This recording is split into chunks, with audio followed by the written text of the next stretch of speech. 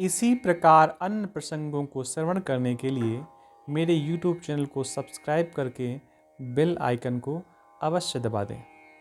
तो अगर वस्त्र आए होते हैं तो अच्छी बात है, नहीं तो आचार्य जी कलावा ही तोड़ करके वस्त्र के रूप में दे देते हैं। तो जब आप वस्त्र चढ़ाया करिए तो भगवान से प्रार्थना भी कर लिया करिए कि देखिए हम तो आपको नाम मात्र का वस्त्र दे रहे हैं, इतना ही हमको मत दीजिएगा। हम तो आपको अर्पण की जाती वस्तु इसलिए दे रहे हैं, तो थोड़ी सी वस्तु भी भगवान को अर्पण की जाती है तो भैया परमात्मा उसे स्वीकार कर लेता है। राजसभा बैठी थी, पहले पूजन किसका हो, पहले सम्मान किसको मिले, पहली पंक्ति पर कौन बैठे। तो सभी राजाओं ने कहा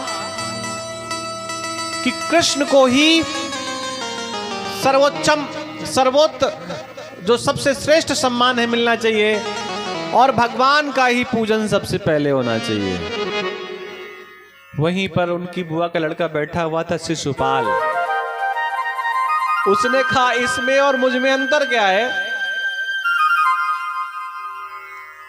दोनों में संबंध में मैं भी भाई लगता हूं, हम दोनों एक जैसे ही संबंध में, वो बुआ का लड़का है तो हम दोनों संबंध में भाई भाई हुए, और मेरा पूजन करो ना, अग्र पूजन। और भगवान को गालियां देने लगा। अच्छा, रोज का नियम था 99 गालियां देता था, क्योंकि एक बार भगवान क्रोध होकर के उन्होंने सुदर्शन को आदेश दिया इसके प्राण ले लो, तो बुआ जी ने कहा कम से कम 100 गालियां तो क्षमा कर दिया करिए।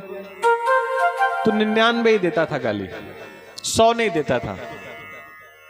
लेकिन आज भूल गया, भगवान की माया ने उसकी बुद्धि हर ली थी। 99 गाली हुई तो भगवान ने कुछ नहीं कहा, 100 गाली हुई तो भगवान ने कहा शिशुपाल बस यहीं तक तेरी मां का वचन था कि 100 गालियां आप मेरे पुत्र की क्षमा कर देंगे, अगर इसके बाद फिर कोई गाली दी तो मैं सुदर्शन को रोक नहीं पाऊंगा। लेकिन अहंकार के वशीभूत थे। जब व्यक्ति के मन में अहंकार होता है तो भैया बड़ी बड़ी बातें कहने लगता है, फिर उसको ये नहीं लगता कि मैं क्या कह रहा हूं, जो मन में आता है, जो मन में अच्छा लगता है वो सब कह देता है। उसको ऐसा लगता है ऐसा कहने से लोग हमारी प्रशंसा करेंगे। 101 गाली हुई सुदर्शन चक्र ने, देखते देखते सभी के सामने शिशुपाल को उद्धार कर दिया। राजसूय यज्ञ की पूर्ति हुई। तीर्थ यात्रा में बलराम जी जा रहे थे, तो बलराम जी ने एक दिव्य आसन पर सूत जी को बैठा हुआ देखा कि सूत जी दिव्य आसन पर बैठे हुए थे और कथा सुना रहे थे। अस्य ब्रह्मासनम दत्त मस्माभिर्यदुनंदन आयुष्यात्मा कलम तावत यावत सत्रम समाप्यते। सूत जी दिव्य आसन पर बैठे थे, कथा सुना रहे थे। बलराम जी गए, बलराम जी ने कहा देखो ऊंचे आसन पर बैठा है और ब्राह्मणों को नीचे बैठा रखा है। बलराम जी ने अनायास एक तिनका उठाया, सूत जी पर चला दिया, सूत जी के प्राण निकल गए। और जब सूत जी के प्राण निकल गए तो ब्राह्मणों ने बलराम जी से कहा अरे आप तो भगवान के भाई हैं, आप तो यदुवंशियों में श्रेष्ठ हैं, आपने ये अपराध कैसे कर दिया। बलराम जी ने कहा देखो ऊंचे आसन पर बैठा था, सामान्य आसन पर बैठना चाहिए, बड़े गुरु का चेला हुआ तो क्या हुआ। तो विप्रो ने कहा यदुश्रेष्ठ, इनको हम ही ने ऊंचे आसन पर बैठाला था, इन्होंने हमारा कोई अपमान नहीं किया, हम ही ने इनको ऊंचे आसन पर बैठाला था। अब ब्राह्मणों ने बलराम जी से कहा कि काम करिए, आपने एक संत का अपमान किया है, और इनके प्राण लेने में आपको ब्रह्म हत्या का जैसा ही पाप लगेगा। और अगर आप अपना कल्याण चाहते हैं तो हम ना कहें इसके पहले ही आप प्रायश्चित कर लें। देखिए श्रेष्ठ व्यक्ति की बात क्या होती है। बलराम जी तत्काल स्वीकार कर लिया उन्होंने कि हाँ मुझसे अपराध हो गया।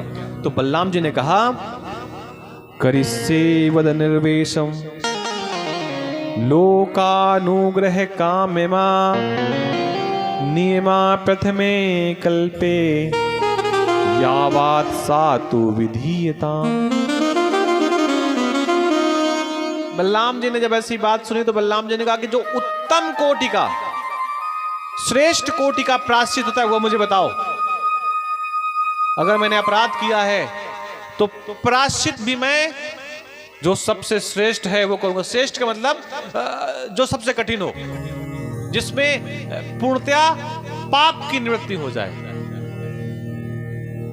तो ऋषियों ने कहा आत्मा वै पुत्र उत्पन्न, आत्मा वै पुत्र उत्पन्न इति वेदानुशासनम तस्मादस्य भवेद वक्ता आयुरिंद्रिय सत्वान।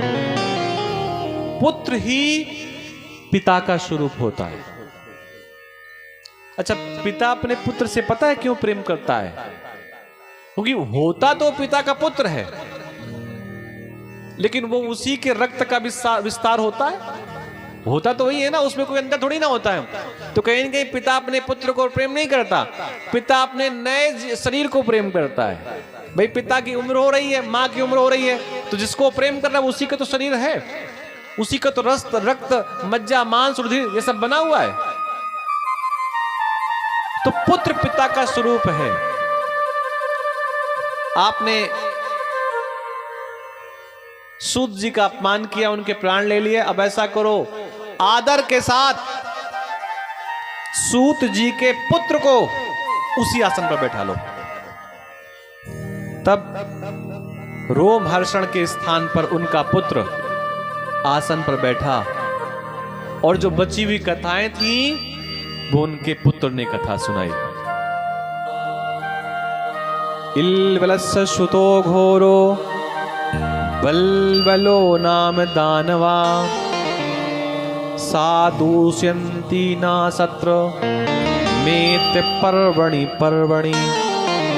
बलराम जी से एक और निवेदन किया कि एक भयंकर दानव है, इल्वल का पुत्र बल्लव, और ये क्या करता है, हमारे यज्ञ को दूषित कर देता है। इसलिए आप एक काम करो, इसका वध कर दो और 1 साल तक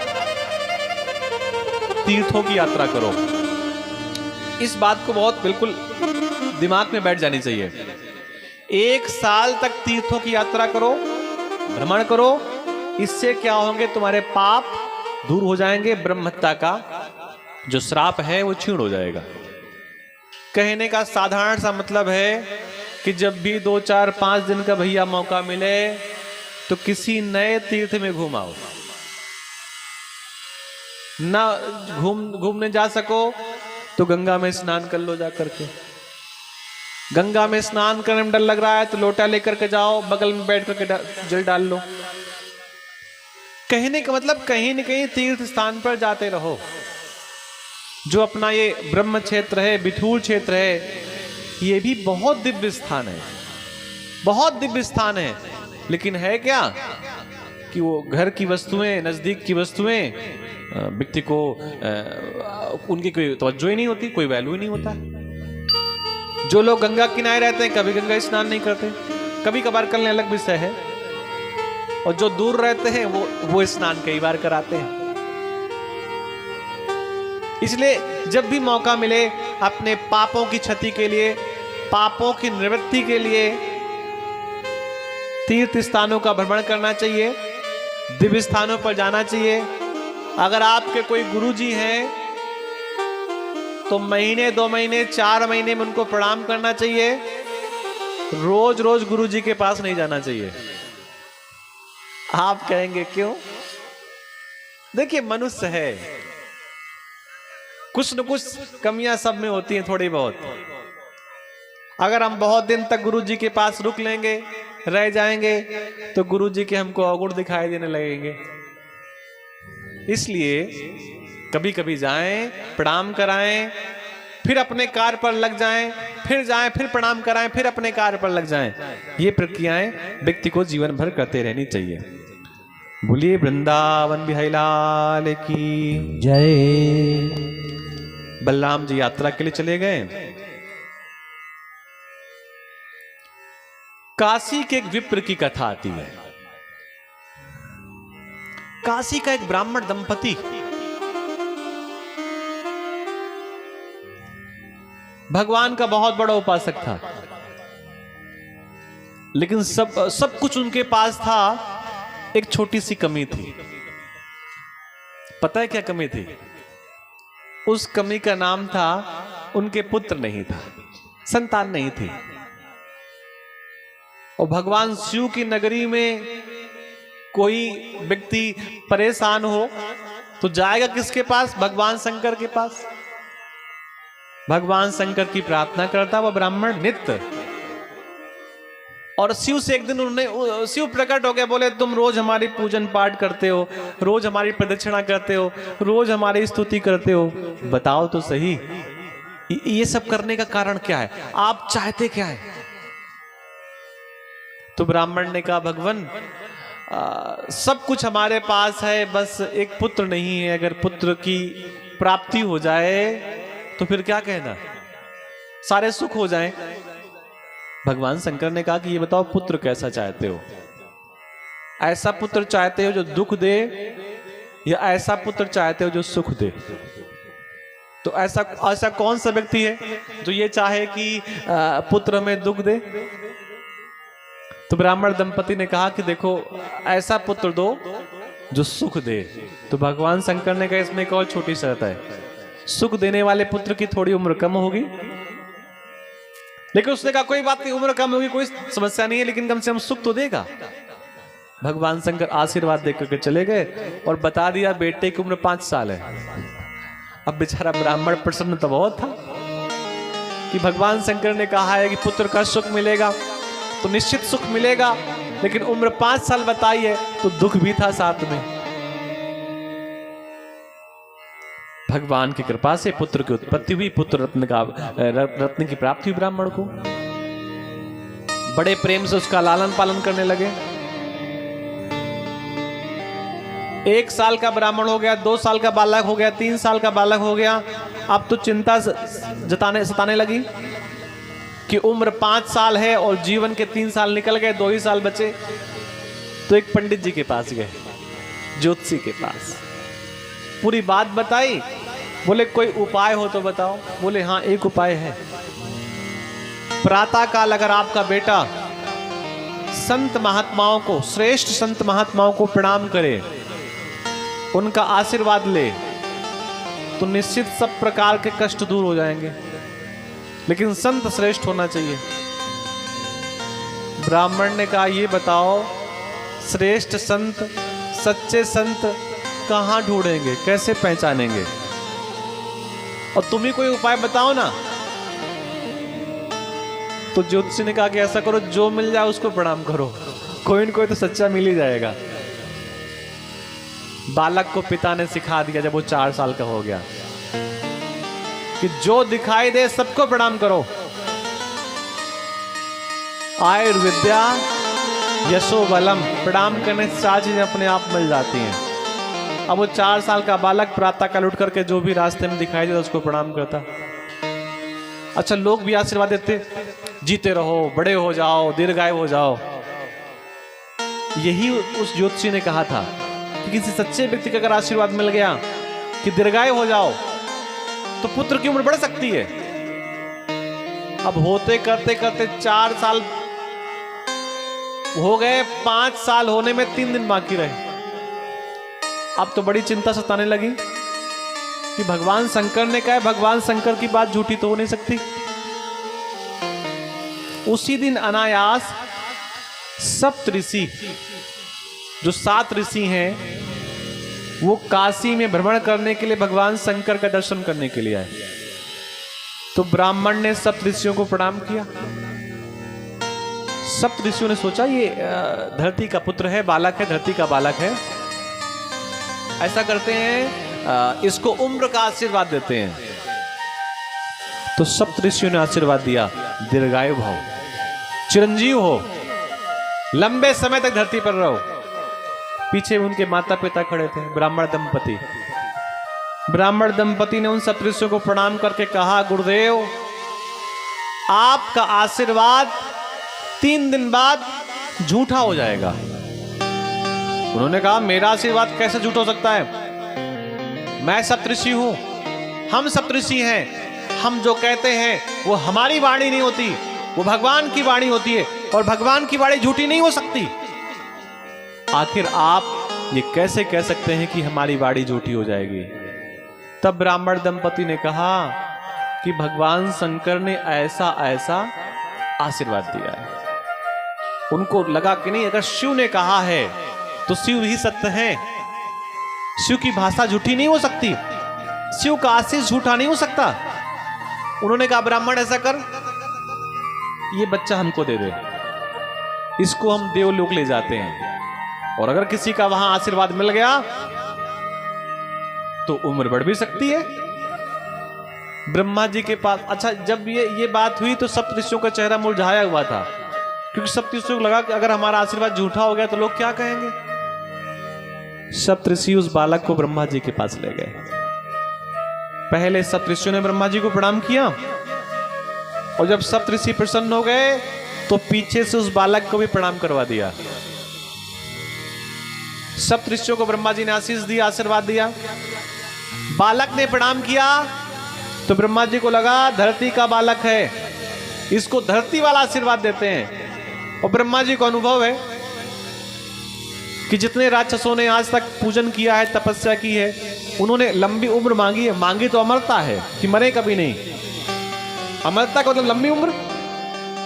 तो ब्रह्मा जी ने अपने चारों मुखों से कहा, चिरंजीव भव, चिरंजीव भव, चिरंजीव भव, चिरंजीव भव।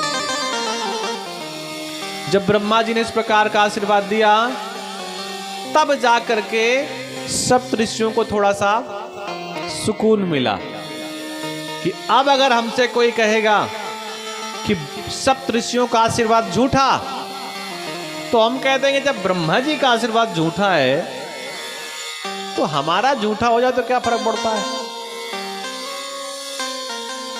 अच्छा, सप्तऋषियों ने ये बात ब्रह्मा जी को बता दी कि देखो, ये जो आपने चिरंजीव होने का आशीर्वाद दिया है, और भगवान शंकर ने इनको एक और आशीर्वाद दे रखा है कि उम्र कितनी है आपकी, 5 साल।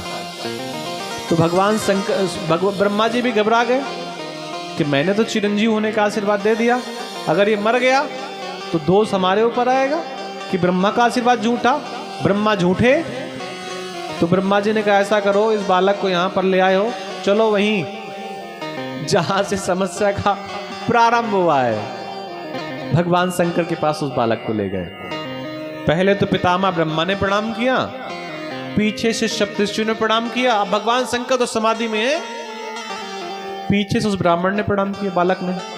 और जैसे ब्राह्मण बालक ने प्रणाम किया, भगवान महादेव ने अपने 5 मुखों से कहा, चिरंजीव भव, चिरंजीव भव, चिरंजीव भव, चिरंजीव भव, चिरंजीव भव।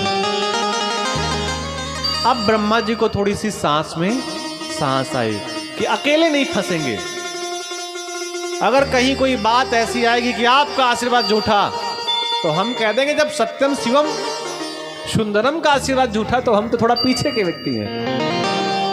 ब्रह्मा जी ने पूरा निवेदन किया महादेव से, प्रभु हम इस उद्देश्य से आपके पास आए हैं, इस बालक की उम्र 5 साल है, आपने चिरंजीव होने का आशीर्वाद दिया है, अब आप ही कुछ कर सकते हैं। भगवान शंकर ने कहा, बताओ तो इस बालक का परिचय क्या है। ब्रह्मा ने कहा, महादेव ये आपका ही प्रसाद है, ये उस कालकाशी के विप्र का बालक है जिसको आपने आशीर्वाद दिया है 5 साल उम्र का, और इसके 5 साल होने में केवल 1 दिन बाकी है। अब आप ही हमारी और सप्त ऋषियों के वचनों की रक्षा कर सकते हैं। भगवान शंकर ने कहा अगर ये कैलाश तक आ ही गया है तो अब आप लोग अपने अपने धाम जाओ, अब इसकी जिम्मेदारी हमारी।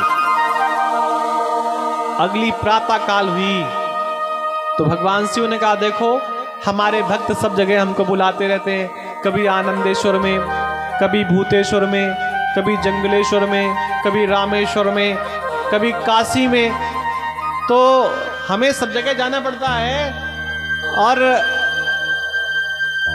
हम रुक नहीं पाते। इसलिए तुम एक काम करो, भगवान शिव ने वहीं बेलपत्र तोड़ करके दिए, गंगा जल दे दिया जो उनके सर पे निरंतर बहता रहता है, अपनी प्रतिमा के निकट बैठाल दिया उत्तर का मुख करके, और कहा एक ही काम करना है,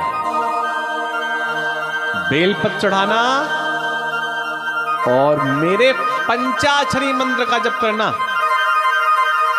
पंचाक्षरी मंत्र क्या?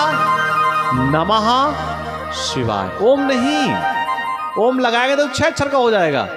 नमः शिवाय। ओम लगा करके सबको जप नहीं करना चाहिए। मेडिकल स्टोर में 100 प्रकार की दवाइयां होती हैं, जुखाम में कोई नहीं खा ली जाती, डॉक्टर से सलाह लेकर के खाई जाती है कौन सी दवा खानी है। ऐसा नहीं कि मेडिकल स्टोर वाला है तो जो मन है वो खा ले, भैया वो तो डॉक्टर बताएगा ना, नमः शिवाय बोलना है या ओम नमः शिवाय बोलना है। जितनी माताएं हैं उनको अगर अपने कार्य की सिद्ध करवानी है तो उनको शिवाय नमः का जप करना चाहिए। बोलो मेरे साथ, शिवाय नमः। और जितने पुरुष लोग हैं जो जनेऊ नहीं पहनते या संध्या नहीं करते, उनको नमः शिवाय का जप करना चाहिए। यही पंचाक्षरी मंत्र है। अब जैसे हमारे आचार्य जी बैठे हैं, हमारे पंडित जी बैठे हैं, ये लोग ओम नमः शिवाय का जप करेंगे। हाँ वो एक अलग बात है, कहीं कीर्तन चल रहा हो तो उस कीर्तन में आप बह जाओ, वो एक अलग विषय है। लेकिन नमः शिवाय और शिवाय नमः दोनों में अंतर कुछ नहीं है। एक के प्रारंभ में नमः है, एक के प्रारंभ में शिवाय है। माताओं को शिवाय नमः शिवाय नमः शिवाय नमः 2-3 दिन करेंगे आपका अनुभव हो जाएगा। और पुरुष लोगों को नमः शिवाय नमः शिवाय नमः शिवाय नमः शिवाय। और जो गायत्री का जप करते हैं, जो सुबह शाम संध्या करते हैं या दिन में एक बार संध्या करते हैं, वो ओम नमः शिवाय का जप करेंगे। मेरे पंचाक्षरी मंत्र का जप कर, नमः शिवाय का जप कर, ये गंगा जल चढ़ाता रहना, ये बेलपत्र उल्टा चढ़ाते रहना और मेरा ध्यान करना। और हां, अगर कोई संकट आ जाए तो मुझे पुकारना, मैं कहीं दूर नहीं हूं, मैं तो प्रत्येक कंकड़ में शंकर बन के पड़ा रहता हूं। कोई मान करके तो देखे, मुझे पुकारना। और फिर भी अगर तेरा भय दूर ना हो तो मुझे आलिंगन कर लेना, मुझे अपने हृदय से लगा लेना, तत्क्षण मैं प्रकट हो जाऊंगा, मैं आ जाऊंगा। मैं कहीं पर भी हूं, मैं एक स्वरूप से तुम्हारे पास आ जाऊंगा। प्रातः काल से वो बालक नमः शिवाय का जप करता रहा। शाम होते होते जैसे ही सूरज अस्ताचल में छिपने लगा, उसी समय यमराज अपना पास लेकर के आया। उस बालक के गले पर उस पास का फंदा डाला प्राण निकालने के लिए। और जैसे ही प्राण निकालने के लिए फंदा डाला, उस बालक ने महादेव कह करके शिव को बुलाया। उसको ऐसा लगा मुझे कोई छीन रहा है। शिव की बात याद आई, लिपट गया शिवलिंग से, कंठ से लगा लिया, हृदय से भर लिया और पुकारने लगा महादेव को। भगवान शिव प्रकट हो गए भगवान शिव को प्रकट देख करके बालक भगवान शिव से लिपट गया। अच्छा, भगवान जब महादेव प्रकट हुए तो यमराज ने भगवान को देखा, तो यमराज ने भगवान को देख करके प्रणाम किया। एक बात और ध्यान देना, ब्रह्मा उत्पत्ति करते हैं, नारायण पालन करते हैं और शिव संहार करते हैं। यमराज भी संहार करते हैं। यमराज और महादेव का कार्य एक ही है। तो यमराज ने जब शिव को देखा तो प्रसन्न हो गया, प्रणाम किया और भगवान शंकर से यमराज कहने लगा, अच्छा हुआ आप आ गए, आप और हम तो एक ही बिरादरी के हैं, आप बड़े हैं, आप श्रेष्ठ हैं, आप ही की तो आज्ञा का हम पालन कर रहे हैं। आप ही तो कालों के काल महाकाल हैं, आप ही की तो आज्ञा का हम पालन कर रहे हैं। यमराज ने कहा, कौन सी हमारी आज्ञा का आप पालन कर रहे हैं? आप मेरे पुत्र, मेरे बालक के, मेरे प्रसाद के प्राण लेने आए हैं, आप कहां पालन कर रहे हैं? तो यमराज ने कहा, प्रभु जो आपने नियम बनाया है,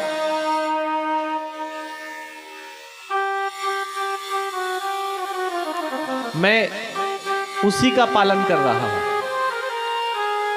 जो आपने नियम बनाया है, आपने क्या नियम बनाया है? आप ही ने तो बताया है कि इतने दिनों तक, इतने समय तक व्यक्ति का जीवन होना चाहिए।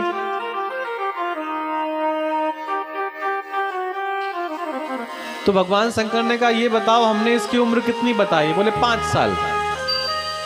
और बोले 5 साल पूरे होने में एक थोड़ा समय बाकी है। भगवान शंकर ने कहा, तुमने कैसे जान लिया 5 साल पूरे होने में बाकी है? जब हम जैसे लोगों का 1 साल बीतता है, उस समय देवताओं का 1 दिन होता है। जब संसार का 1 साल बीतता है, तब देवताओं का 1 दिन बीतता है। भगवान कहने लगे कि जब 10 ब्रह्मा बन करके बिगड़ जाते हैं, एक ब्रह्मा का जन्म हुआ, उनकी उम्र 100 साल, 100 साल का जीवन उनका, और देवताओं के 1 दिन के बराबर हम लोगों का 1 साल, और शंकर के 1 दिन में, महादेव के 1 दिन में 10 ब्रह्मा बदल जाते हैं। और उस गणना के अनुसार मैंने बालक को 5 साल का जीवन दिया है। यमराज के मन में भाव जगा कि जब भगवान शंकर के 1 दिन में 10 ब्रह्मा बदल जाते हैं, तो कितने यमराज बदल जाते होंगे। वो समझ गया यमराज कि इस बालक को भगवान शिव का प्रमुख आशीर्वाद प्राप्त है। यमराज ने से भगवान ने कहा कि ऐसे दिनों के मास पे गिन, फिर मासों के पिन वर्ष, परिणाम वो बालक चिरंजीव है, कभी नहीं मरता, प्रलय काल में भी नहीं मरता। ब्रह्मा कितने बनते बिगड़ते, उसकी मृत्यु कभी नहीं होती। और वो सब आशीर्वाद कहां से मिला? जो सप्तऋषियों ने आशीर्वाद दिया था चिरंजीव होने का, चिरंजीव होने का, चिरंजीव होने का। उस बालक का नाम है मार्कंडे। बोलिए मार्कंडे भगवान की जय। इसलिए भैया, भगवान का नाम नित्य निरंतर जिह्वा पर आता रहे, ऐसा हमें प्रयास करना चाहिए। जल जाए जिह्वा पापनी श्री राम के बिना, जल जाए जिह्वा पापनी श्री राम के बिना, जल जाए जिह्वा पापनी राम के बिना। राम के बिना घन श्याम के बिना, राम के बिना घन श्याम के बिना, जल जाए जिह्वा पाप निसी राम के बिना, जल जाए जिह्वा